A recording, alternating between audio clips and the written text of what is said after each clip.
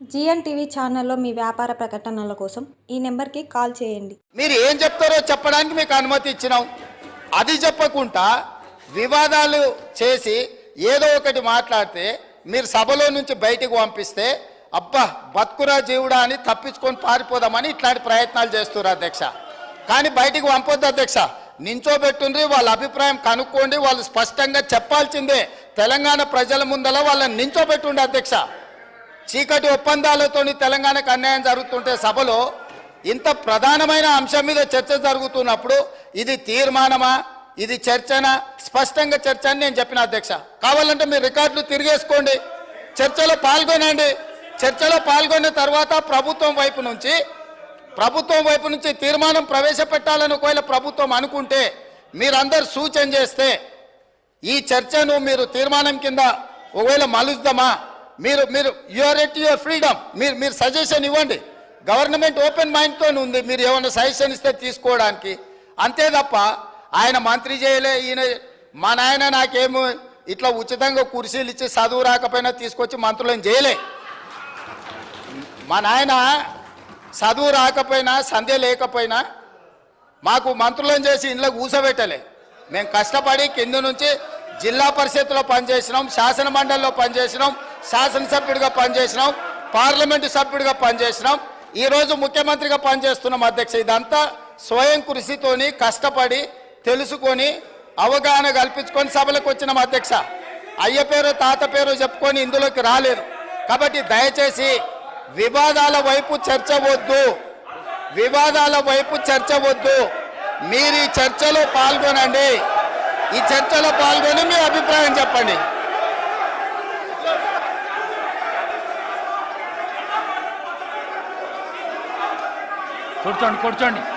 కూర్చోండి. కౌశిక్ రెడ్డి గారు కూర్చోండి.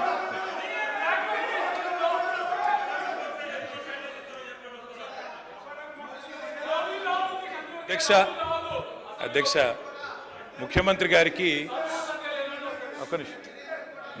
గారికి అధ్యక్ష మీ నాయకుడు మాట్లాడుతున్నాడు ఒకసారి. అధ్యక్ష ఎవరు మాట్లాడినా హౌస్ ఆర్డర్లో మీరే పెట్టాలి అధ్యక్ష. వాళ్ళని కూడా కంట్రోల్ చేయాలి. మీరు మమ్మల్నే కాదు.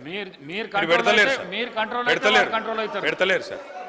అధ్యక్ష ముఖ్యమంత్రి గారికి సహనము సంయమనము ఓపిక ఉండాలి అధ్యక్ష. మాటికి ఓపిక కోల్పోయి ఈ రన్నింగ్ కామెంటరీ అవసరం అధ్యక్ష. అధ్యక్ష నేను కూడా అనొచ్చు అధ్యక్ష. పేమెంట్ కోటాలో ముఖ్యమంత్రి పదవి కొట్టేసిన నేను కూడా అనొచ్చు. మాట్లాడడం మేము కూడా మాట్లాడతాం. అయ్యల పేర్లు చెప్పి పదవులు అంటే రాహుల్ గాంధీని అంటుండా, రాజీవ్ గాంధీని అంటుండా నాకు తెలియదు అధ్యక్ష. ఎవరిని అంటుండ అధ్యక్ష? ఆయన ఎవరి గురించి మాట్లాడుతున్నాడు? ఇప్పుడు చాలా నేను గౌరవ సీనియర్ శాసనసభ్యులు ప్రభుత్వంలో అనేక సంవత్సరాలు పనిచేసిన కేటీఆర్ గారిని కోరుతా ఉన్నాం. చాలా ఇది మేము ఆక్షేపించేది లేదు. ఈరోజు వారు మాట్లాడిన మాటలు తప్పకుండా వెనక్కి తీసుకోవాల్సిందే. నేను ఈరోజు మేము కోరుతా ఉన్నాం అదే ఇంత సీరియస్గా మేము ఏ రోజు డెమోక్రటిక్గా ఒక డిబేట్ని ఈరోజు మేము కోరుతా ఉన్నాం అధ్యక్ష. ఇంత సీరియస్ ఇష్యూను ఈ విధంగా నేను ఇప్పుడు కూడా చెప్తా ఉన్నా. ఇంత సీరియస్ ఇష్యూను ఈ విధంగా పక్కదారి పోతే రాష్ట్ర ప్రజలకు సంబంధించిన ప్రయోజనాలు పక్కన పడతాయి. దయచేసి గౌరవ శాసనసభాపతికి అని కోరుతా ఉన్నాం. Let's go to the subject sir. Otherwise we will sir ఎవరికైతే ఇంట్రెస్ట్ లేదో మా రెజల్యూషన్ మూవ్ చేస్తారు. రెజల్యూషన్ పూర్తి స్థాయిలో మూవ్ చేస్తారు. అదే రెజల్యూషన్ హౌస్ అనుకుంటాము. కానీ డెమోక్రటిక్ స్పిరిట్లో మీ అభిప్రాయాలను తెలుసుకొని ముందుకు పోవాలని ఆలోచన చేస్తా ఉన్నాం అధ్యక్ష. దయచేసి గౌరవ సభ్యులను కూడా కోరుతా ఉన్నాము. Let's go on to the subject please KTR గారు సబ్జెక్ట్ మాట్లాడండి, డీవియేషన్ కాకండి మీరు. దయచేసి స్పీకర్ సార్ దయచేసి ప్లీజ్. మీరు మా ఒక్కరికి నీతులు చెప్తే కుదరదు సార్. అటు కూడా చెప్పాలి. అక్కడ కూడా సభానాయకుడు కూడా అయ్యల పేర్లు చెప్పుకొని మేనేజ్మెంట్ కోటాలని సభానాయకుడు మాట్లాడొచ్చా? ఇది సంస్కారమా? ప్లీజ్. మరి నేను ఒక సభ్యుడిని, నా హక్కులు కూడా మీరే కదా కాపాడాలా? వారు మాట్లాడినప్పుడు తప్పకుండా సమాధానం చెప్పాలా? అధ్యక్ష నేను ఒకటే చెప్తా ఉన్నాను అధ్యక్ష తమరిని కోరేది ఈరోజు మేము స్పష్టంగా చెప్తున్నాం. గవర్నమెంట్ ఏదైతే చర్చ ప్రారంభించిందో ఆ చర్చను మేము స్వాగతిస్తున్నాము, 100% సమర్థిస్తున్నామనే మాట నేను చెప్తా ఉన్నా. అయితే ఒకటేమంటే భవిష్యత్తులోనైనా శ్రీధర్ బాబు గారు, ఈరోజు మీరు బిజినెస్లో రెజల్యూషన్ అని ఇచ్చారు, భవిష్యత్తులో పెట్టండి. సబ్జెక్ట్ మీద చర్చ ఉంటే ఆ చర్చకు స్టేట్మెంట్ ఇవ్వండి, so that members can come prepared. ఇంకా అది వదిలేస్తే, ఆ మీమాంస వదిలేస్తే, అధ్యక్ష ఇప్పుడే నేను చెప్పాను అధ్యక్ష, మేము సీరియస్ విషయం కాబట్టి రెజల్యూషన్ సరిగ్గా పెట్టమని చెప్తున్నాను వెంకరెడ్డి గారు. అధ్యక్ష, ఈ రకంగా మంత్రులు డిస్టర్బ్ చేయడం మాటికి పద్ధతి కాదు. సీనియర్ మెంబర్లు ఇదేం పద్ధతి అధ్యక్ష? స్వాగతిస్తున్నామని చెప్తే మళ్ళీ ఈ రకంగా ఇబ్బంది పెట్టడం ఏంది? ఇంత ఓపిక లేదేమో అధ్యక్ష. వెంకటరెడ్డి గారు ప్లీజ్ కూర్చోండి. అధ్యక్ష కూర్చోండి ప్లీజ్, నేను ఇస్తాను కూర్చోండి. అధ్యక్ష మేము క్లియర్ గా చెప్పేది, మేము అధ్యక్ష అధికార పక్షంలో ఉన్నా, ప్రతిపక్షంలో ఉన్నా, ఏ పక్షంలో ఉన్నా మేము తెలంగాణ ప్రజల పక్షం అధ్యక్ష.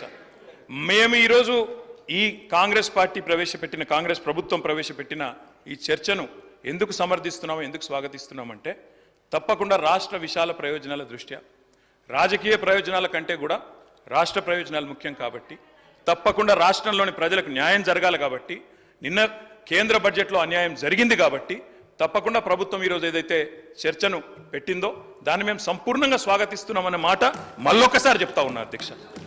ఇప్పటిదాకా శ్రీధర్ బాబు గారు మాట్లాడిన మాట, అక్కడ మేము 10 సంవత్సరాల నుండి మేము చెప్పింది అదే అధ్యక్ష, కొత్తదేమీ లేదు. అయితే వారు చెప్పిన దానిలో ఒకటి ఏమన్నారు అధ్యక్ష, వారు తెలంగాణ అన్న పదమే నిన్న బడ్జెట్ స్పీచ్లో వినబడలేదు అన్నారు. వాస్తవం, మీరు చెప్పేది కరెక్ట్ శ్రీధర్ బాబు గారు. ఎందుకు వినబడలేదు అధ్యక్ష? ఆనాడు ఉమ్మడి ఆంధ్రప్రదేశ్లో ఇదే శాసనసభలో తెలంగాణ అన్న పదం నిషేధించారు. ఈరోజు అధ్యక్ష పార్లమెంట్లో తెలంగాణ అన్న పదం లేదు అంటే దానికి కారణం ఒక్కటే అధ్యక్ష, అక్కడ బీఆర్ఎస్ లేకపోవడమే కారణం తప్ప ఇంకోటి కానే కాదు. గులాబీ జెండా ఎగిరినాకనే తెలంగాణ ఇక్కడ మెయిన్ స్టే అయింది, అక్కడ కూడా ఉండేది అధ్యక్ష. ఈరోజు అక్కడ లేదు అధ్యక్ష. కేంద్ర బడ్జెట్ చూసినాక ఇలా తెలంగాణ ప్రజలు ఏమనుకుంటున్నారంటే అధ్యక్ష, చాలా స్పష్టంగా లెక్కలు తప్పినాయి అధ్యక్ష. లెక్కలు తప్పినాయి అధ్యక్ష. 8+8 మామూలు గణితం అయితే 16 అధ్యక్ష. కానీ ఇవాళ 8+8 గుండు సున్నా అని తెలంగాణ ప్రజలు అనుకునే పరిస్థితి వచ్చింది అధ్యక్ష. ఇది వాస్తవం అధ్యక్ష. ఎందుకంటే తెలంగాణ గడ్డ మీద పుట్టిన ప్రతి బిడ్డకు కలిగిన భావన నిన్న కేంద్ర ప్రభుత్వ బడ్జెట్ చూసినాక ఈ 10 సంవత్సరాలు ఏదైతే అన్యాయం జరిగిందో అదే అన్యాయం కొనసాగింపుగా ముందుకు పోతా ఉంది అధ్యక్ష. కాకపోతే హాస్యాస్పదం ఏమంటే, మమ్మల్ని ఒక మాట అన్నారు అధ్యక్ష. ఏమన్నారు ముఖ్యమంత్రి గారు? ఏమన్నారు అధ్యక్ష? కేసీఆర్ గారు అనవసరంగా పంచాయతీ పెట్టుకున్నారు, ముఖ్యమంత్రిగా కేంద్ర ప్రభుత్వంతో పంచాయతీ పెట్టి కెలికి పంచాయతీలు పెట్టుకొని అనవసర బేసిజానికి వేయండి కాబట్టే 10 ఏళ్లలో ఏం కాలేదు, నేను అందుకే సఖ్యతతో ఉంటా అన్నారు. ఏమన్నారు అధ్యక్ష వారు? ఇక్కడ హైదరాబాద్లో ఒక మీటింగ్లో మోడీ గారు వస్తే ఏమని చెప్పినారు? మాది కేంద్ర ప్రభుత్వంతో ఇప్పటి నుంచి బంధాలు, అనుబంధాలు, సత్సంబంధాలు ఉంటాయి. మోడీ గారు పెద్దన్న లాంటి వారు, బడే బాయ్, నేను చోటే బాయ్ అన్నారు అధ్యక్ష. అన్నాదమ్ముల అనుబంధం మంచి అద్భుతమైన సినిమా పండించిన వేదిక మీద ముఖ్యమంత్రి గారు. మరి ఏమైంది అధ్యక్ష? ఈరోజు ఏం జరిగింది అధ్యక్ష? తన దాకా వస్తే గాని ఇవాళ శ్రీధర్ బాబు గారు మాట్లాడుతున్నారు సవతి తల్లి ప్రేమ, కక్ష, వివక్ష. మరి మేమేం చెప్పినాం అధ్యక్ష? మేము చెప్పింది కూడా గదే ఇన్ని రోజులు. ఇప్పుడు మీ దాకా వస్తే మీకు తత్వం అర్థమైంది. వాళ్ళు ఎట్లా వ్యవహరిస్తారో, ఎన్నిసార్లు తిరిగినా, ఎక్కే విమానం దిగే విమానం అన్నట్టు 20 సార్లు ఢిల్లీలు దిగినా ఆడ ఏం జరగదన్న విషయం ఇప్పుడు అర్థమైంది మీకు. ఇప్పటికైనా వాళ్ళ తత్వం బోధపడ్డందుకు చాలా సంతోషం అధ్యక్ష. కాకపోతే మాకు మీలాగా కొన్ని అలవాట్లు లేవు. మేము ప్రయత్నం చేసినాం, చాలా పనులు కూడా సాధించినాం. ఏమేమి సాధించినామో కూడా మీకు చెప్తాను. కానీ ఇతరులు సాధించింది మా ఖాతాలో వేసుకునే అలవాటు మాకు లేదు. కేంద్ర ప్రభుత్వం, ఆనాడు రాష్ట్ర ప్రభుత్వం, మేమందరం కూడా కొట్లాడి ఎలివేటెడ్ కారిడార్లు, రక్షణ శాఖ భూములు, ఇవన్నీ మా ప్రభుత్వ హయాంలో వర్క్ జరిగితే కాగితం మీరున్నప్పుడు వస్తే మేము సాధించినామని గొప్పలు చెప్పుకున్నారు. పర్వాలేదు, ఏం పర్వాలేదు. మేము 30,000 ఉద్యోగాలు ఇస్తే మీరు ఇచ్చినారని చెప్పుకున్నారు, అది కూడా పర్వాలేదు. కానీ ఇప్పటికైనా తత్వం బోధపడిందేమో అని చెప్పి నేను